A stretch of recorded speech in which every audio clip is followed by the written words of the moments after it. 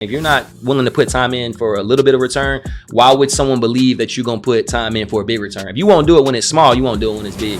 What is something they could do with the credit to help them get out of this situation, or maybe generate another source of income? At a $5,000 card you liquidate, you only got $100 a month that you have to pay to the bank. Like, anyone can leverage that. You follow what I'm saying? Now you got something tangible. You have a business that you can fit. If you can fit $5,000 in expenses, whether that's marketing, whether that you still got to work it, but that gives you something to go off. So like I said, most people, $500 to $1,000, that changes most people's life. You follow what I'm saying? If you can make an extra $500, that changes the car that you're able to drive. Yeah.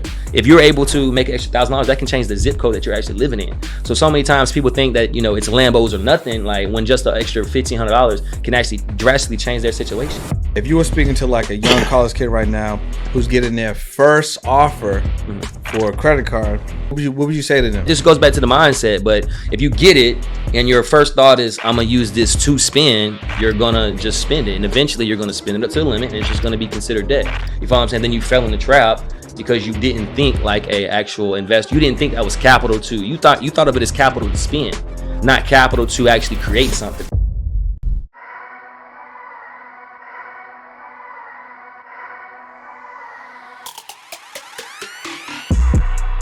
Welcome to another episode of the On the Pursuit podcast. We connect with 6, 7, 8-figure entrepreneurs.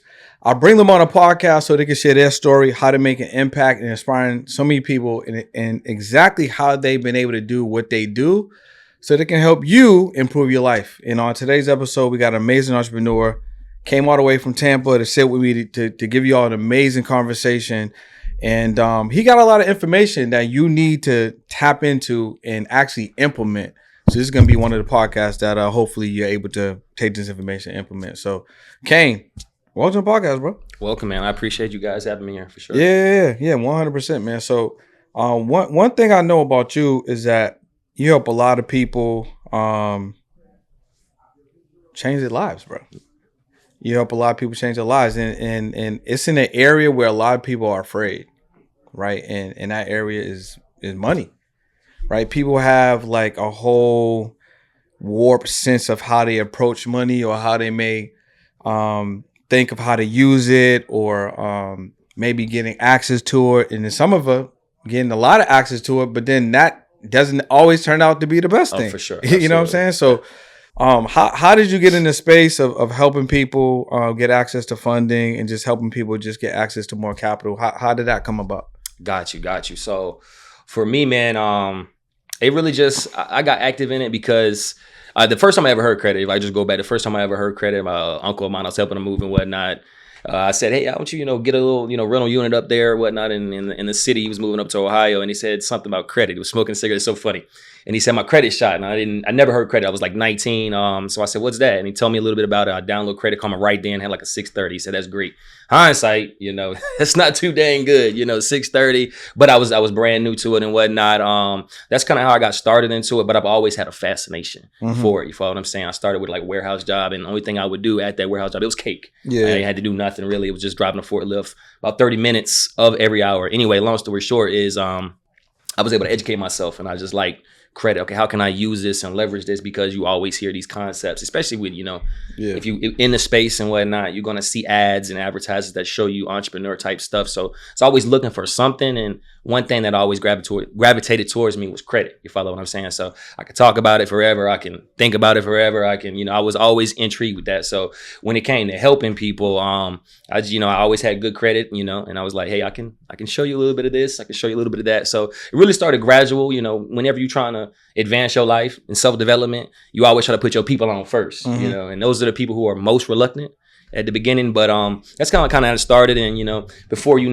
after a little while, you see what you got going, and okay, you're fixing credit or whatnot, especially if you're consistent with it, you get a little name for it. But that's kind of how I got started. And I kind of forced my people into it when I decided to go full ticket with it. I said, man, send me your credit profile. I'm sending you this link, go sign up for your credit. I'm going to fix it, So I kind of got my name by doing that right there. That's how I got started. And I wanted to see my family and my friends win. So I started with like 10, 15 people like that right there, and started and built from there. What was the fascination with it? Because like you said, you had a warehouse job, you was doing a forklift. What was the fascination around it that got you so intrigued with it? And then obviously it got you out of what you were doing. So what about credit like got your mind spinning? I got you. So I think, like I said, so it's rooted. It just, I guess it would say I was rooted with with real estate. I like real estate, and I was okay. Well, you need OPM. I was like, what is this OPM? But Robert Kiyosaki breaks it down. It's just credit. So, or like one of my mentors, Will Roundtree, is just credit. It's just debt. So debt is credit. So when you hear these things like get debt, use debt, leverage debt, that's just credit. So when you hear it consistent, I think that's what it was. You really hearing a quote unquote the blueprint. Like they say, borrow, debt to use it to buy assets. So it was just conceptual, if that makes sense. It's like, that's the way to go. That's the capitalist way. So when you're looking at it from that standpoint, I'm like, well, this is what the billionaires are doing. This is how the country has advanced. They leverage credit and use terms and creative financing to take it to the next level.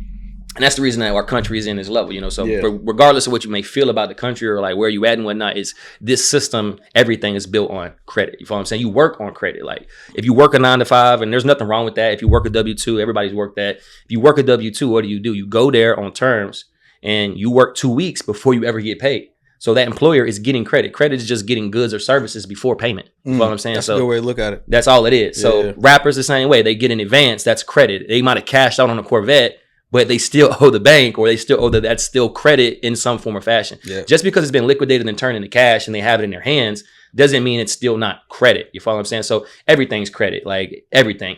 But going back to it, like the employee. So if you... All right, y'all, look, I had to interrupt the podcast episode to break down this exciting community that you need to join. Why? Because you're a podcast, you haven't figured out how to monetize. Maybe you're someone that used to be like me, where I didn't really have anyone that can hold me accountable, nor did I have a group that I felt comfortable about. You know what? This is my tribe. I can grow. Well, listen, we put that together. Podcast school. I'm teaching you guys monetization secrets, accountability, discipline, how you get better with content. And this is just a group that you want to grow with.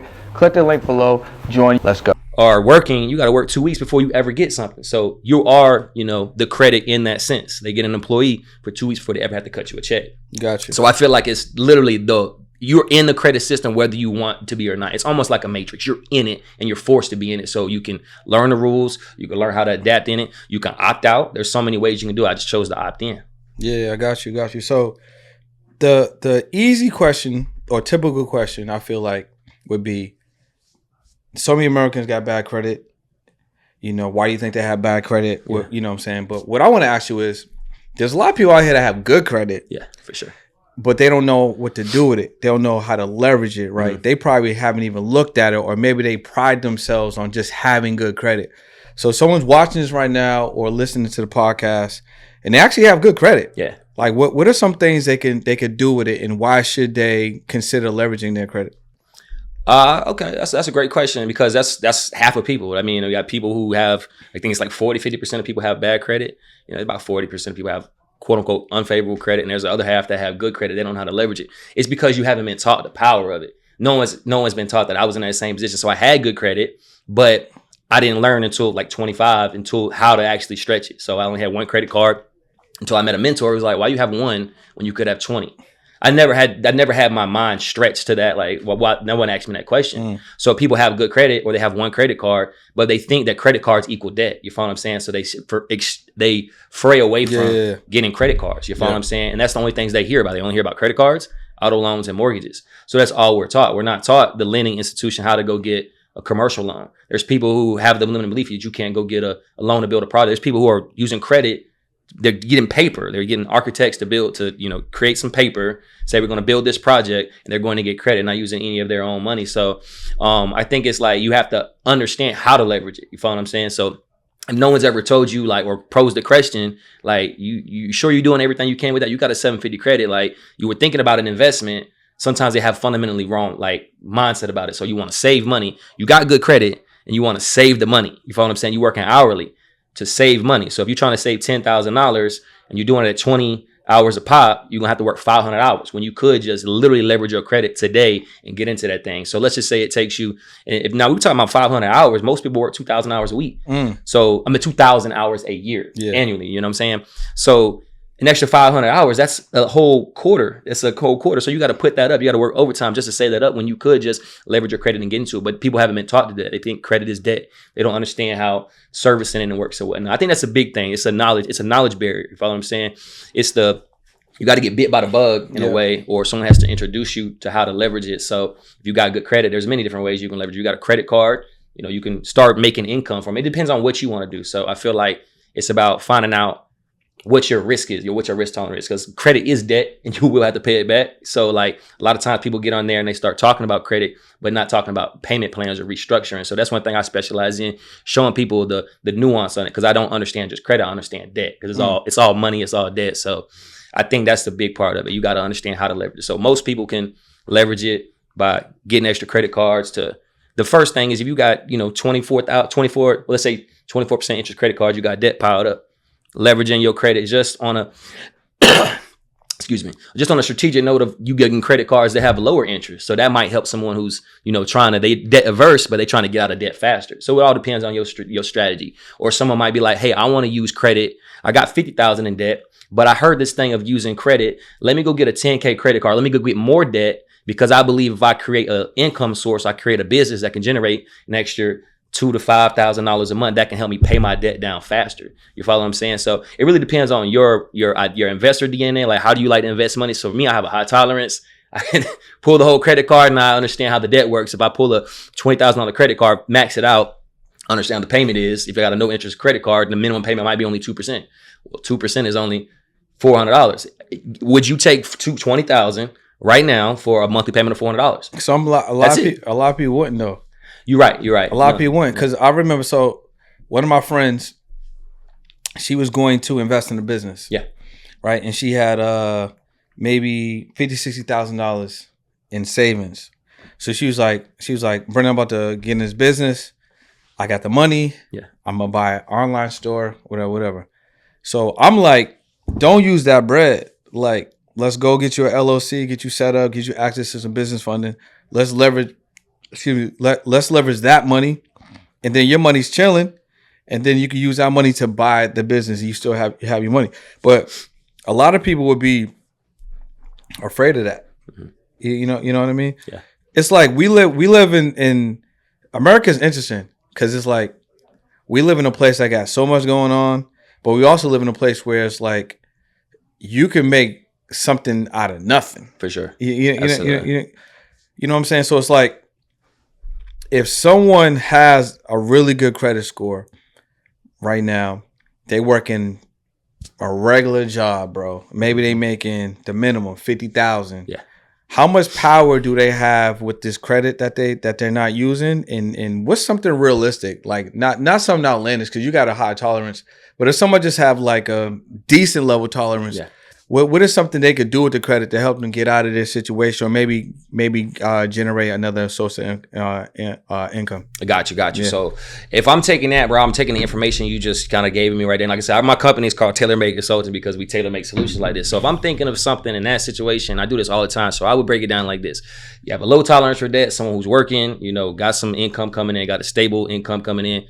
Just have let's say you get one card, right? $5,000. That's your tolerance. So you're going to leverage $5,000 to start a business that you're passionate about, right? That's enough to where you can take all the money, right, and start your business and only have a small payment. Like I said, it's all about understanding the cost of money. So if you understand the cost, you'll borrow more effectively. You follow what I'm saying? Because you're educated. You can understand what it's going to cost you. People just hear debt and it's too vague. It's like, oh, it's debt. You follow what I'm saying? Dave Ramsey, debt. Some debt can help pay you. So if you liquidate a card, $5,000, and anyone can do this. Anyone who has good credit right now can go get a $5K credit card, or go get two for $2,500, and you at $5K total. The point is, take that money, you can start a lean business. You know, you take $2,000 to $3,000, start a very lean business. You know, basically invest in little marketing materials, invest in whatever it is, whether it's a t-shirt business. Just start small, right? Because your only goal is to service the debt. You got to get known anyway. So it takes time to actually, you know, build your business. You're not going to launch in the first month and make money the first very month. You follow what I'm saying? So if you keep it small and you understand the cost of the money, if you borrow, you know, $5K and you got a 2% minimum payment every month, that's about $100. Everybody can afford that. You follow what I'm saying? So now you got your side business. Too many people are looking at the total number, $5K in debt. You're not looking at the monthly though. It's okay to hold debt. People holding student loans. People are holding car loans. And they're cool with that. They're cool with car loans. Yeah. So we've been trained that, okay, you've been cool. I was talking to a partner of mine, like you were talking about, like how to How do you, like, I don't want to get into that. You know what I'm saying? He was talking to me. I'm cool with getting a $300,000 mortgage, but I said, but you won't take a $3,000 loan for a business. That doesn't make sense. Yeah. So you're trained to think it's okay to get a mortgage. Yeah, it's like it's okay to do this, but right, this is scary. Right, but to not take less debt, 10 times less debt. You're taught that a $30K personal loan is bad debt. What if you're starting a business? You follow what I'm saying? But a $300,000 mortgage is okay. It's acceptable. So sometimes it's just rooted in that. But going back to the question you asked, so like if you had a $5,000 card you liquidate, you only got $100 a month that you have to pay to the bank. Like anyone can leverage that. You follow what I'm saying? Now you got something tangible. You have a business that you can fit. If you can fit $5,000 in expenses, whether that's marketing, whether that you still got to work it, but that gives you something to go off. So like I said, most people $500 to $1,000, that changes most people's life. You follow what I'm saying? If you can make an extra $500, that changes the car that you're able to drive. Yeah. If you're able to make an extra $1,000, that can change the zip code that you're actually living in. So many times people think that, it's Lambos or nothing, like when just an extra $1,500 can actually drastically change their situation. You follow what I'm saying? So that's like I said, that would be the leanest way to like just keep it simple. Start small and then you get your debt tolerance up. Maybe you advance. Let me get 20,000. I'm gonna take that and I'm gonna grow the business even more. But start small, keep it lean. All right, so check this out. College kids are basically targeted. Oh yeah, for credit cards for sure. And generally, when they get out of school, there's a high percentage of them that have bad debt. Yeah, right. So if you were speaking to like a young college kid right now who's getting their first offer for a credit card, what would you say to them? What would you say to them? I'd say rock with it because, like I said, I'm always going to say rock with it. Just use the debt, understand debt, and use it affordably. So most people get those credit cards. Yeah. They only get approved for $300,000 to $500,000. It's not a whole lot, on those cards, but they use it as spending income. You follow what I'm saying? Discretionary spending income, just swipe whenever. You can use that same money. Like everything's a marketplace. You can just buy, sell. Like they're in college. There's plenty of college kids. You can use that money to buy whatever type of inventory. You buy, okay, I got a $300 card. Let me take $200 to buy it off this. Buy this laptop off of him. I'm gonna sell it for $400. Yeah. Just repay the card. So, like I said, and that's starting small. So I think that just goes back to the mindset. But if you get it and your first thought is I'm gonna use this to spend, you're gonna just spend it, and eventually you're gonna spend it up to the limit, and it's just gonna be considered debt. You follow what I'm saying? Then you fell in the trap because you didn't think like a actual investor. You didn't think that was capital to. You thought of it as capital to spend, not capital to actually create something. $300 goes a long. You can go look at Facebook Marketplace and go find plenty of free stuff. You follow what I'm saying? I know it sounds conceptual, but you can go find plenty of free stuff. If you have to walk to pick it up and just resell it, I mean, you really could. You follow what I'm saying? That's Gary Vee's situation. I almost bought a pair of Meta Ray-Bans the other day. Well, I have some, but I almost bought a second pair off of Facebook Marketplace for $250, and I was just gonna resell it for the $300. Yeah, just get that little $50. Yeah, 100%. And I mean, you might be driving downtown. You might be driving downtown going to Chick-fil-A and you're just that's like, crypto. Something. Put that $50 on crypto. Right. I'm telling you. I mean, so like small stuff like that right there, brother, it's sometimes people look at it as it's too, you know what I'm saying? It's not worth the time. But if you're not going to, if it's not worth the time now, you follow what I'm saying? If you're not willing to put time in for a little bit of return, why would someone believe that you're going to put time in for a big return? If you won't do it when it's small, you won't do it when it's big. Yeah. You know what I'm saying? It's like a sacrifice thing. Like if you ain't doing it now, you definitely not going to do it later. If you ain't saving $10, you ain't going to save $100. If you got $100,000 right now, you're not going to save it. Because you ain't even saving $10. You thought you couldn't. You follow what I'm saying? So that all comes back down to this. Whatever is in this is how you're really going to dictate in life. And that's a big part of it. So I teach that aspect of it, how to look at that. Because I'm someone who has failed at that level. Like had 100, like I said, high risk, man. 400,000, 500,000 of credit debt, had to almost file bankruptcy because, not using it the right way. So I understand starting it lean, keeping it straight. That's the biggest thing. Keep it lean and then scale up for sure. What are some of the misconceptions that about credit that you ran into with clients that you dealt with? So not just in general, but what are like some of the things you've heard specifically with people in their mindset around credit? I got you. So, but I've heard it all, man. Like I said, one thing with dealing with clients and with that is everybody's perspective is different. So they have like preconceived notions about how credit works. And when I had one guy, it's so funny. He was saying, okay, look, if you can get me, he was trying to sign up for a program. And he was like, if you can get my credit fixed by the weekend, like so I can get me a new car, he said, I'm good. I'm on my app right now. So imagine that. He thinks that I can go in and just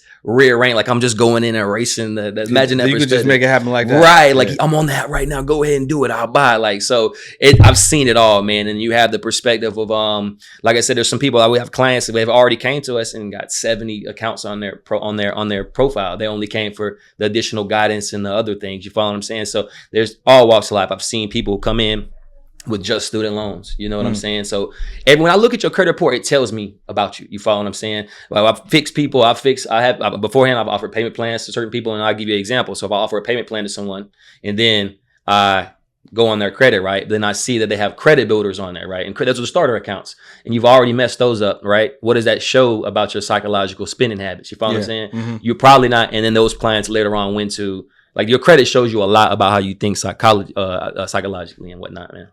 For sure. That's a good point. I never really conceptualized that thought that psychologically thinking, the way somebody's report is, kind of dictates how they might think. Yeah, for sure. So what would you feel like would be step one if someone wanted to change their mindset around? Because this is the thing, I could go to you, or someone can go to you, and they can get their credit fixed. For sure. But their mindset's not fixed. Absolutely. So they might have to come back to you. Yeah. So let's say someone goes to you, they get their credit fixed.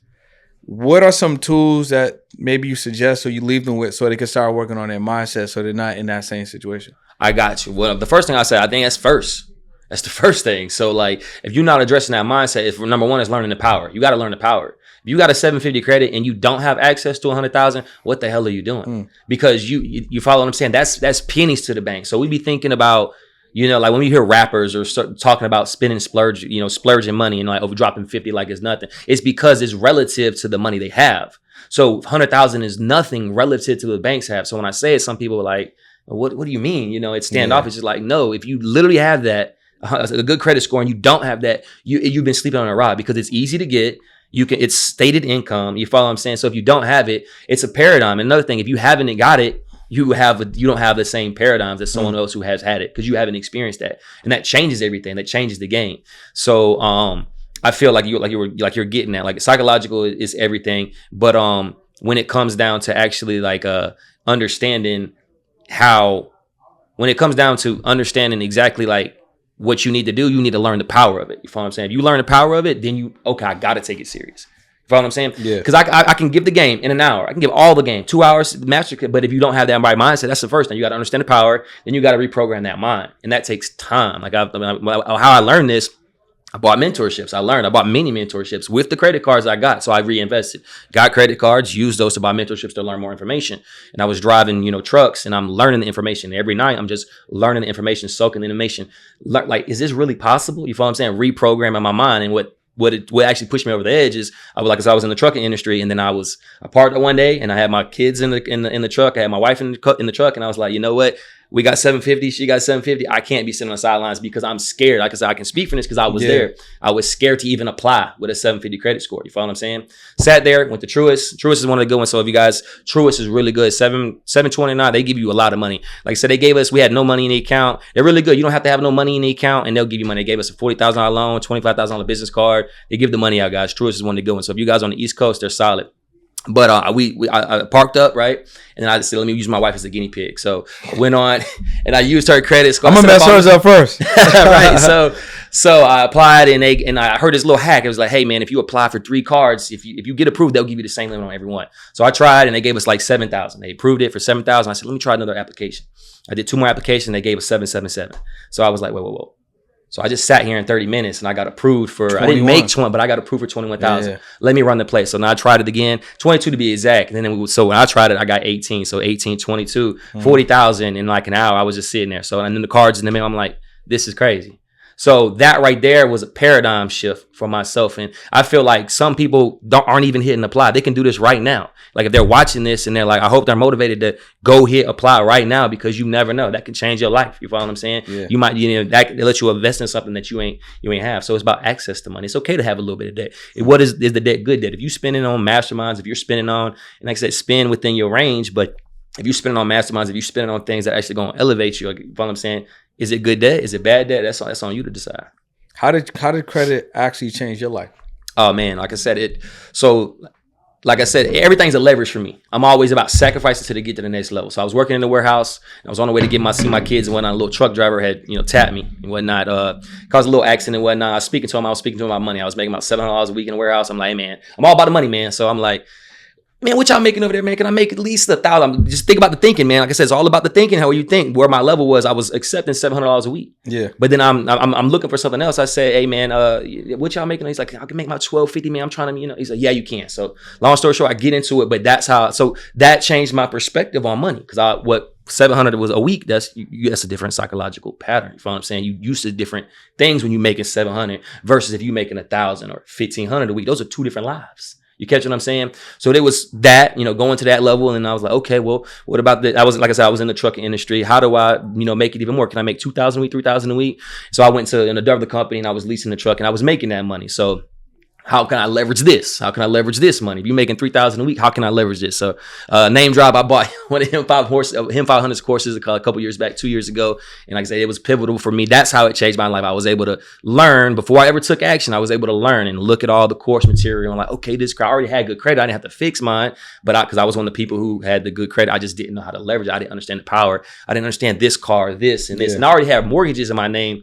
So when I because of real estate, I had properties from the get-go. That's how I got into just entrepreneurship in general. With just buying properties, but I was doing it cash. Man. Just saving money in the warehouse. I didn't know nothing about credit, so I was just saving it cash. But that is how it changed my life, bro. Like just being able to take it, liquidate it, and invest in things. Like I said, I bought a trailer. It was like $8,000, and she was like, "Do you want it?" And I was like, "Sure." I said, "Does it cash flow?" And I was like, "Yeah."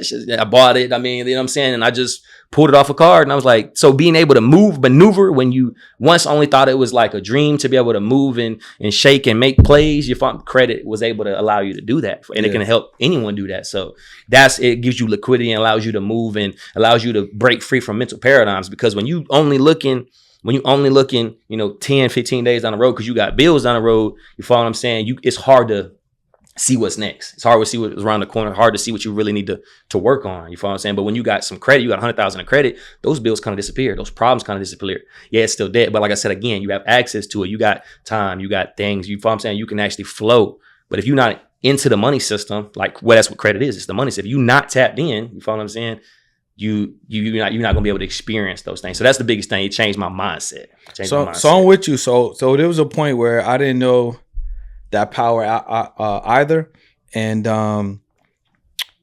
man, I had a clothing company, and I funded the entire clothing company by using cash. Cash, ooh. You know what I mean? And it was me and a business partner, and I basically funded everything.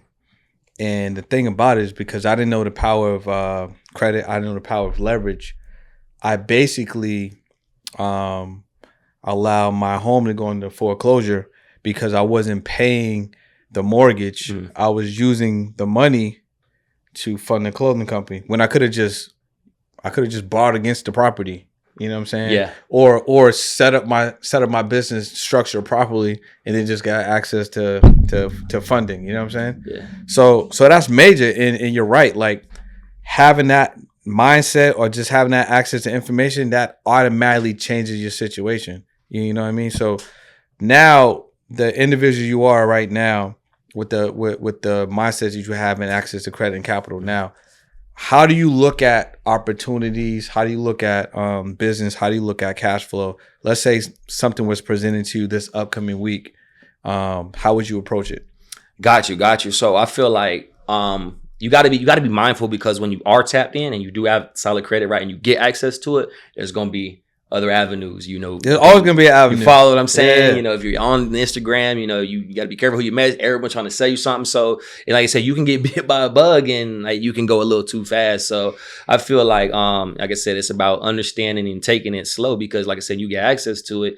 It's kind of like, it's like a lighter fluid. You follow what I'm saying? Like, if you get access to it and you just want to buy things, you might just go out there and buy a bunch of courses. You might just go out there and buy a bunch of things. So I feel like it's about keeping a level top. You can't go too crazy with it too fast. You got to give yourself time to actually learn and adapt and use this stuff, because you got to learn lessons along the way. Like, you don't want to crash and burn too quick. Yeah. You don't want to crash and burn too quick. But so for me, I feel like the most important thing is just to understand what you're getting into, and then learn how to vet stuff. Because once you get it, like, you can just get into anything. I can Bitcoin. I got this. I can stocks. You got to learn what you're doing. You got to know your path. Because getting access to capital, that's my thing. That's a form of a business, right? And you can make a business out of getting capital, help people get credit. But that's actually a skill. You know what I'm saying? Yeah. If you get capital, you still have to be a business person, and then you have to start a business. That's a whole different skill. So if you take capital to get an Airbnb, like that's business skills. But capital is a skill that I have and other people can get, right? But I feel like whenever you're looking at an investment, if you got access to it, access to the capital, you gotta vet things properly and make sure that you're getting into something viable. Is it long term? You got, like I said, lining up with your investor DNA. Don't just be jumping into things that sound good. You follow me? And I've done that as well, business to business, and in my youth and whatnot, because like that's what you think. There's something you got to find something that you like. For me, credit was solid, so I'm not going to veer too far out of that right there, because I can make money within the credit space. You catch what I'm saying? A lot of people can make money within just knowing credit knowledge as well. Like, for instance, like being able to travel. You follow what I'm saying? Like, that allows you, if you have credit cards, you can get 1 or 2 credit cards. Like a lot of people can just, you got 750 credit, get 1 or 2 credit cards a year, right? Like travel credit cards. And that's a whole caveat that's not even talked about. And that's not even, I'm not talking about travel hack. I'm just apply for 1 or 2 credit cards that are rewards, get them and spend the money that they tell you. Just put your rent on it. Like $2,000 rent. Everybody's paying $2,000, $3,000, $4,000 rent. They're saying, hey, spend $4,000 in 90 days. Come on, put your rent on it one time and you're solid. Now you get the 100,000 points and you're solid. So it's small things like that right there. But when it comes to investments and whatnot, how I look at it is it's a different frame we were talking about. If I know that I can get access to capital at any time, you just think of investments way deeper. We were talking to my business partner, Trevor, we were talking about it beforehand, talking about Airbnb.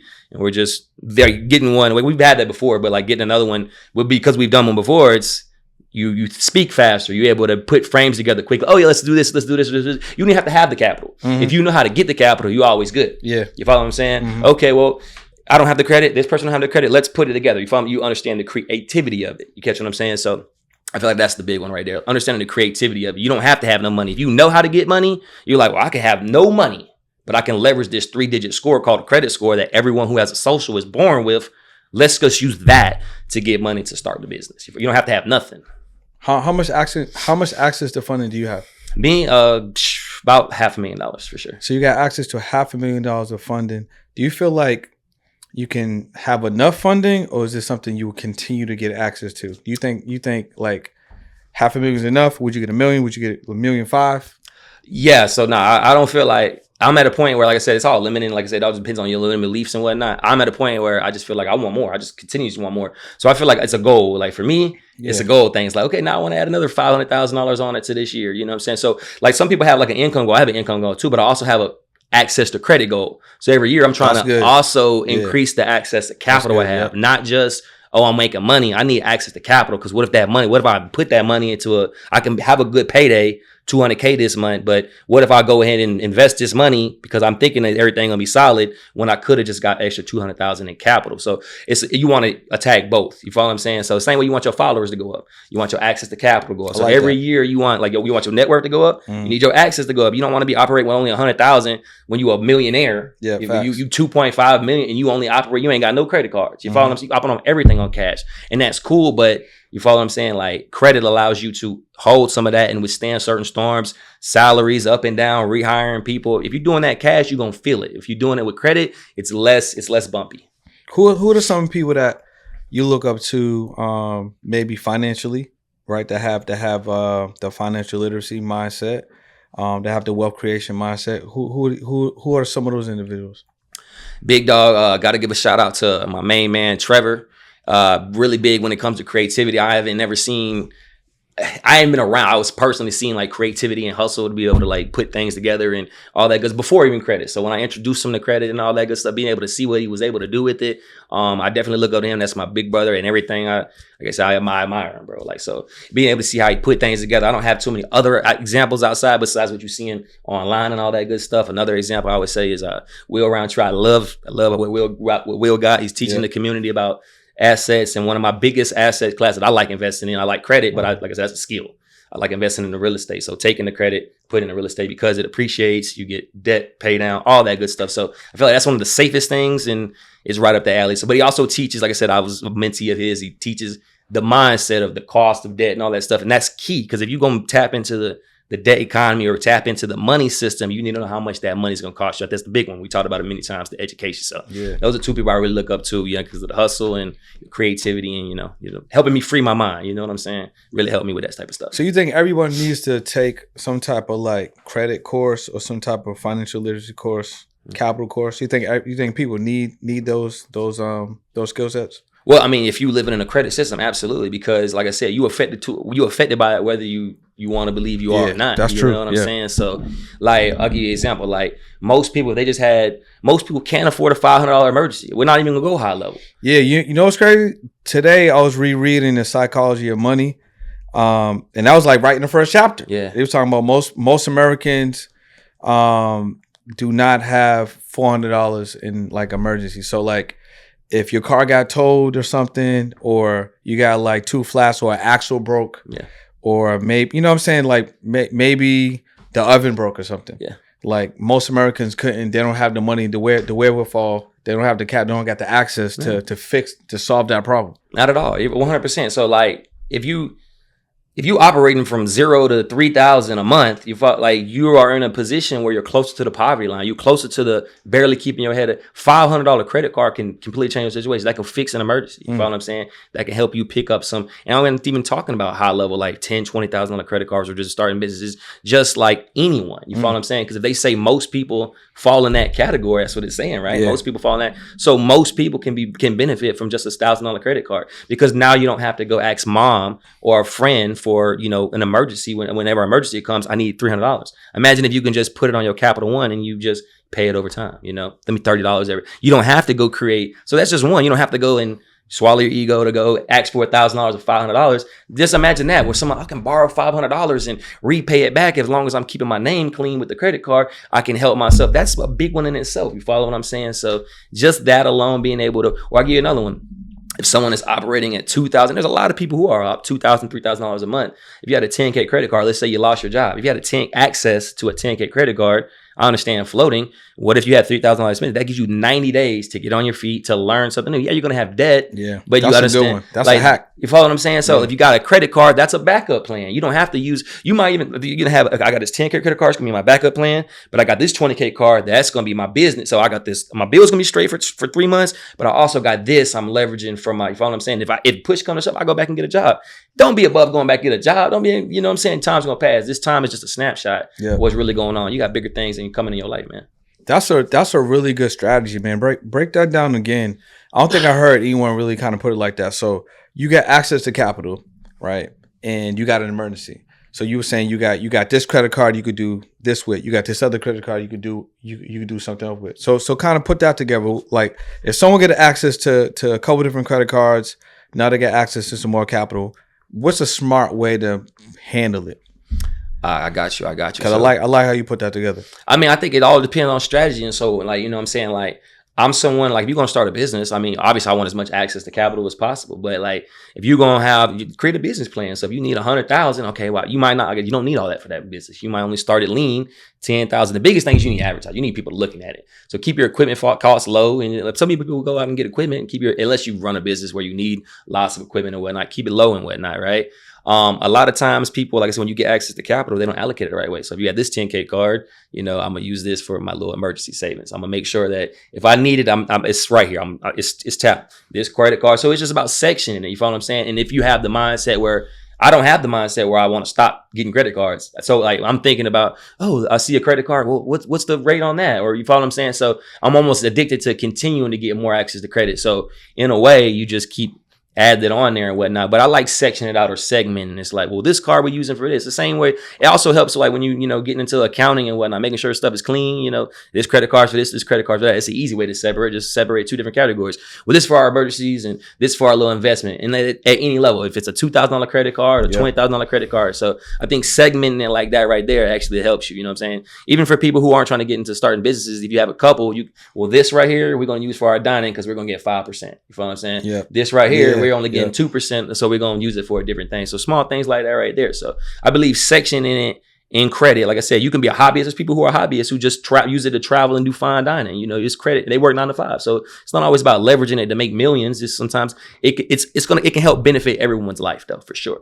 That's a really good That's a really good point. I like how you talking about the segmenting it, and you're right. Like they even have credit cards that are designed to pay your rent, and then you can get rewards for that. Mm-hmm. You know what I mean? Which I think is smart because you're not paying your rent with cash.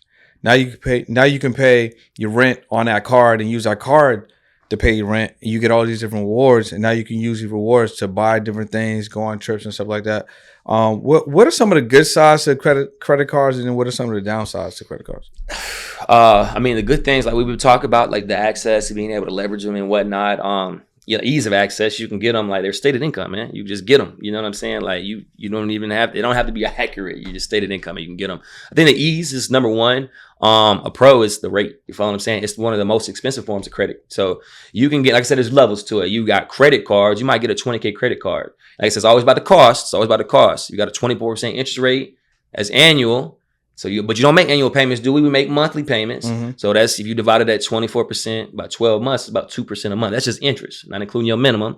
So you're gonna be paying about 4% a month. So if you got a 20K credit card, 4% of that, what's what 2% is like 1% is 200. So $800. You're gonna be paying $800 a month, right? So it's about understanding the cost of that. Now, when you understand the cost of it, you understand how to, maneuver and whatnot. So I feel like when you go back to it, pause that right quick. I forgot the question, bro. Just keep it. We're going to cut that out. But can you recut that? We're talking about the pros and the cons. Okay, pros and the cons. Okay, a little mic check. You good? You good, bro? I mean, we can edit this joint. You fine. All right. So, like I said, the con is just one of the most expensive ones. You follow what I'm saying? So there's levels to it. Like, so there's credit cards that anyone can get with an LLC. You know what I'm saying? And you have good credit. But if you structure your LLC the right way, you build it out, and you also come to the bank with tax returns, and you get different type of products. So like lines of credit, those are different terms. You can go borrow $20,000 and your payment might only be $130 a month because it's interest only. You follow? And that's different things. My whole point is like that's cheaper credit. So now instead of having, $20,000 that you liquidate on a credit card and you paying $800 a month, and which you can do, and I'm not against that. I'd rather you do that, when you're starting something than not just sit on the sidelines. Yeah, of course. You know what I'm saying? Get in the game. Yeah, for sure. Get in the game. Don't get on the sidelines. Don't stay on the sidelines. But then there's levels to it. Okay, what if you can borrow 50 instead of borrowing 20 for $800 a month? What if you could borrow 50 for $400 a month? So it's different products, and you learn how to. That lets you leverage more. So credit cards, like I said, it's one of the pros is, like I said, the flexibility, chargeback prevention. You know what I'm saying? Like you might want to swipe something. You might be investing in the course, and they didn't fulfill on what you needed to do. Then you have a protection there. You follow what I'm saying? So there's many different pros, but you definitely got to understand the biggest con is obviously the cost of the money. You got to be careful on the cost of the money and have a plan. Have a plan for the repaying of the debt for sure. So unless you want to come see me to get your credit fixed after you mess it up, we can facilitate that. But it's a good segue, right? So walk me through this scenario. I'm watching the podcast, listening to the podcast. Yeah.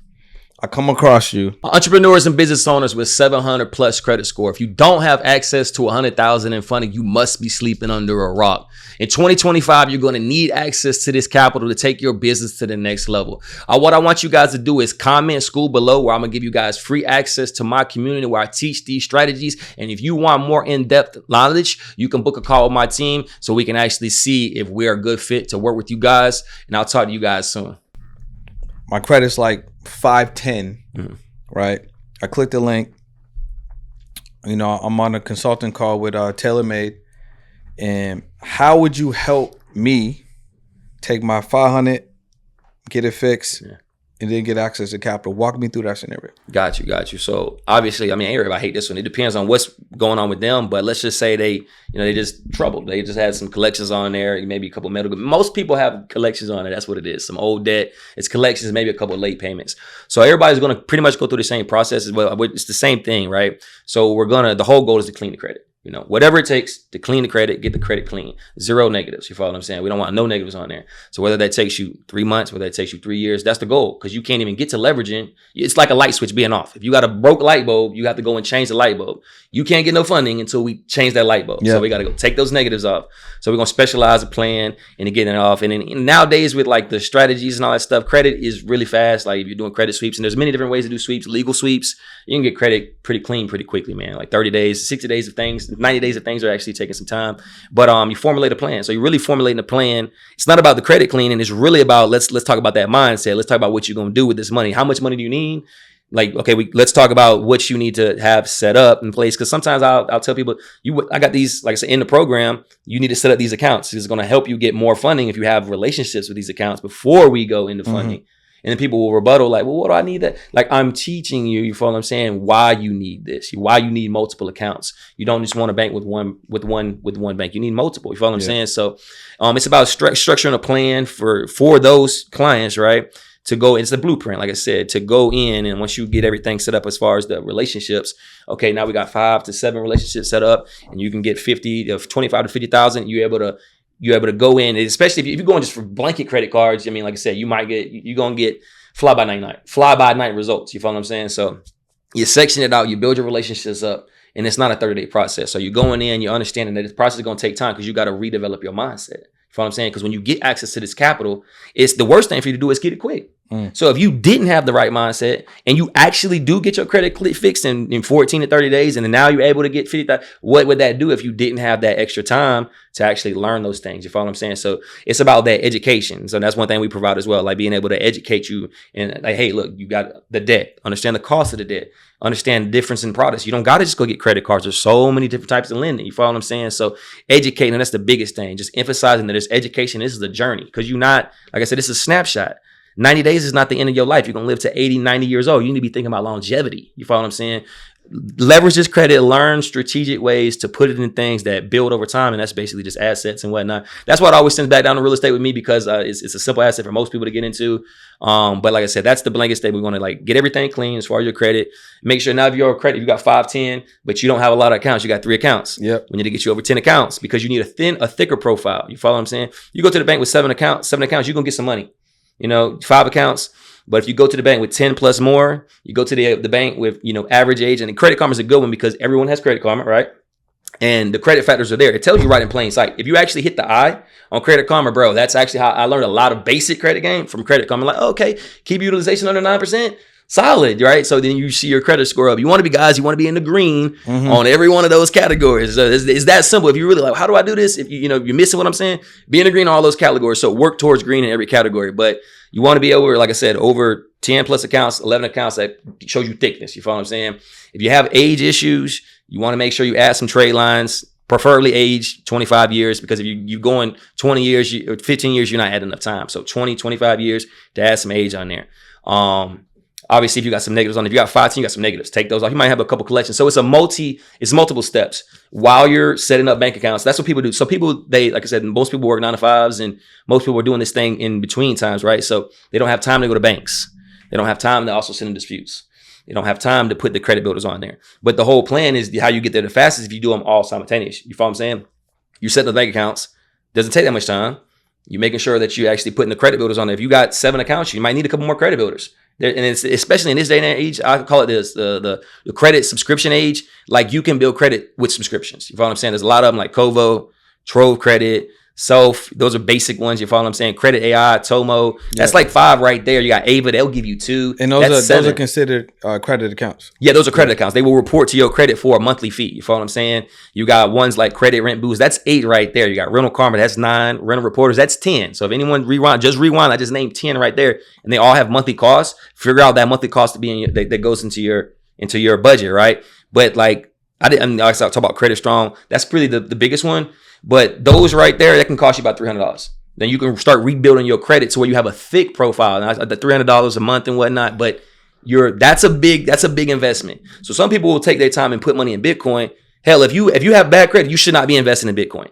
You should not be investing in stocks, because if you put 300 in there, right, stocks go up on average, let's say 10%, right? 10% on $300 is only $30. But if you put your $300 in and you're actually building your credit, you can go leverage that credit for way more than you actually get the return from the stock market. You know what I'm saying? Because you need a larger amount of money to get a return. So once you get that all squared away, it's like I said, it's a guideline. 10 plus accounts. You want your age to be 3 to 5 years. Stuff like that right there. Clean credit. You're gonna get the bad. It's that simple. I say it that fast because it is that simple, and I overlook some of the. You just want to have clean credit. Go get a couple trade lines. Make sure that you have 10 more accounts, and you're gonna get the money. Cool, man. 100%. Oh, one more thing. You want to make sure you're comparable. Another thing, comparable credit. Don't expect $20,000 cards Don't expect $20,000 cards if you only got $1,000 credit card. You actually have to work the game. The banks don't trust me or you. They trust what's on your credit report. You follow what I'm saying? So if they see that Chase gave you a $20K credit card, another bank might be, and that's the biggest one to be real. That Chase is the biggest bank. So if you got a $20K credit card on Chase, other banks are more lenient to give you, not just Chase, but like I'm just giving an example. Yeah. If a bank has given you a $20K credit card, you can expect $20K limits. If you only got a $2K credit card, don't expect that. So it's also a chess game. You want to be building it strategically. All right, well, let me get once you get proof of cards, get them credit limit increases. If you had a card that's got a $10K limit, you had it for 3 years, you need to call them right now and get a credit limit increase, because when you go, let's say you get that at 20 or 25, and you can usually call them every 3 to 6 months.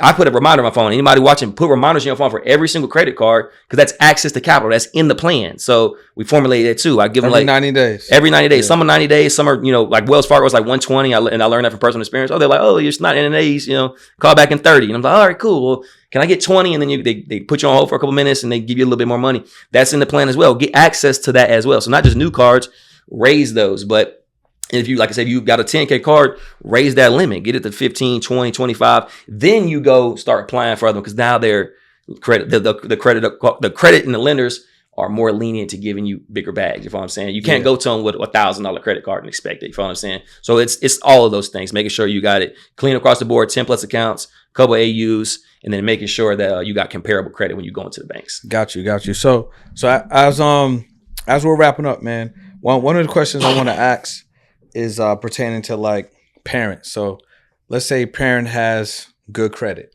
right? And the kids is coming up, but the kids is young. What are something that parents can do to set their kids up so by the time they can get their first credit card, their credit's good? Got you. I mean, the obvious play is just like with authorized users. There's a lot of companies that don't have age limits on authorized users, so they just ask you the info. Like they're not asking for the age, and even if they do ask for the age, they'll still report it. So like a couple of them, like U.S. Bank, Capital One, they don't really care about who they report to. So like if you have a kid who's even a baby or whatnot, you can start building their credit. You can put your baby on a credit card? Oh yeah, for sure. That's crazy. Yeah, you can start building their credit. Can I put my unborn on there? Nah, you don't have a social yet. Oh damn. Okay. You don't have a social. When he has a social, then can I use an EIN? Let's not go there. Oh, okay. But yeah, I mean, like essentially that right there. There's a lot of companies, credit card companies, that would actually allow you to do that. Like I said, they have no minimum age for adding them to the cards. Not everyone, but like a couple of them, like U.S. Bank, Capital One is another one that you could just add someone to the card. So if they're kids, put them on there. Like my kids, they have credit profiles. That's dope. And then how old are your kids? I've got them from 1 year old all the way to 11 years old. I got 4 children. So you recommend parents like put this in motion? Oh yeah, for sure. I mean, because like I said, like at the end of the day, once they hit 18, they're already there. I mean, they're going to still make mistakes because they're kids. In this life, we're all going to make mistakes. We can't, expect our kids not to make mistakes. They're going to make mistakes, but you're giving them a platform. You follow what I'm saying? Sometimes people give them a platform, but they hold it for, I need you to be grateful for it. Give them a platform. They're going to make mistakes. And I know that my kids will as well, but I'm going to give them that platform to be great. I'm going to give them a clean credit. You mess it up, I do credit. We're going to fix it. You know what I'm saying? So we got the cheat codes, man. Yeah. So what's on like one last thing you want to share with the people that you think would be valuable for them, and then you can look right over there. For sure. So one thing I would say, bro, is the biggest thing I would say is be accountable for yourself.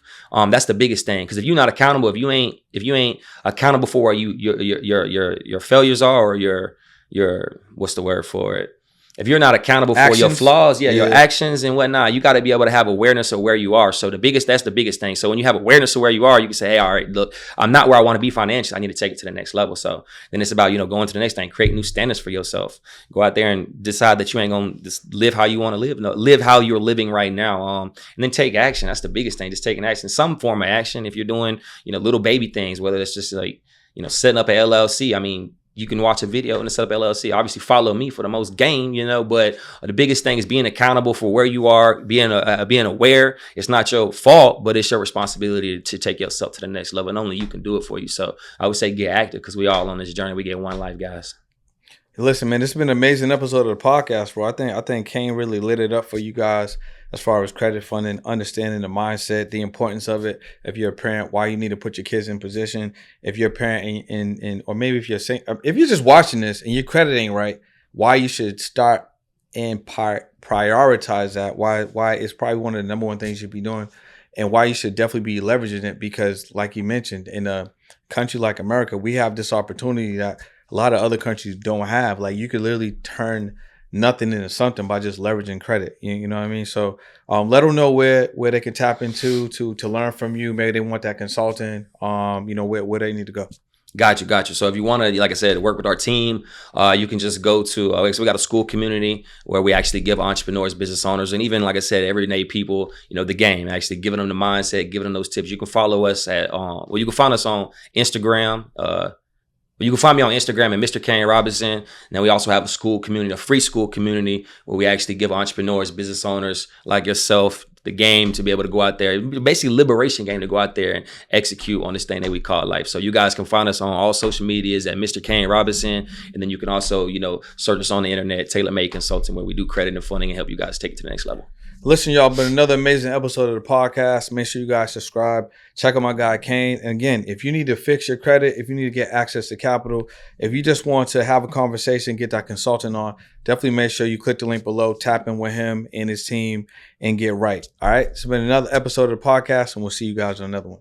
All right, y'all, look, I had to interrupt the podcast episode to break down this exciting community that you need to join. Why? Because you're a podcast, you haven't figured out how to monetize. Maybe you're someone that used to be like me, where I didn't really have anyone that can hold me accountable, nor did I have a group that I felt comfortable about. You know what? This is my tribe. I can grow. Well, listen, we put that together. Podcast School. I'm teaching you guys monetization secrets, accountability, discipline, how you get better with content. And this is just a group that you want to grow with. Click the link below, join, let's go.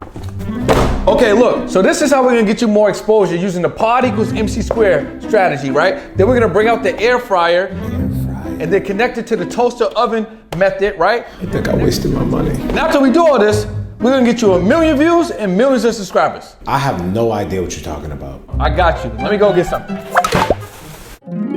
What's this box about? Bro, what is that? So we got your long form podcast right here, right? This is long form audio. Okay, now I'm getting my money's worth. We got a service to get more exposure, get more views, and get more call to action to get more sales. Let's go. This is what you need to do to get more of this. Now do you understand? I completely get the vibe now. Before, I don't know what you was talking about, but this right here, we're gonna make a lot of money.